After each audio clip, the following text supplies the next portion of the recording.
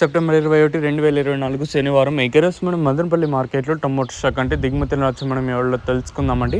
నేనుతో పోల్చుకుంటే దిగుమతి తగ్గిందా లేదా పెరిగిందా వెంటనే ఎవరిలో తెలుసుకుందామండి. తెలుసుకునే ముందు ఛానల్ సబ్స్క్రైబ్ చేసుకోలేదా? ఇంకెందుకు ఆలస్యం, ప్లీజ్ లైక్ ప్లస్ సబ్స్క్రైబ్ చేసుకోండి. మీ కుడి చేతి పక్కనే సబ్స్క్రైబ్ బటన్ అయితే ఉండదు, సో సబ్స్క్రైబ్ చేయడం మర్చిపోద్దండి. అలాగే లైక్ చేయడం మాత్రం మర్చిపోద్దండి. మీ సపోర్ట్ కోసం మీ ఛానల్ ఎప్పుడు ఎదురు చూస్తూనే ఉంటుంది. సో గుర్తుపెట్టుకోండి, ఈరోజు శనివారం అనే మాట అయితే ఫస్ట్ గుర్తుపెట్టుకోండి చాలు. అదొకటి గుర్తుపెట్టుకున్నారంటే మళ్ళీ మిగతా నేను వీడియో చూసినా చూడకపోయినా మొత్తం మీకు ఐడియా ఉంటుంది.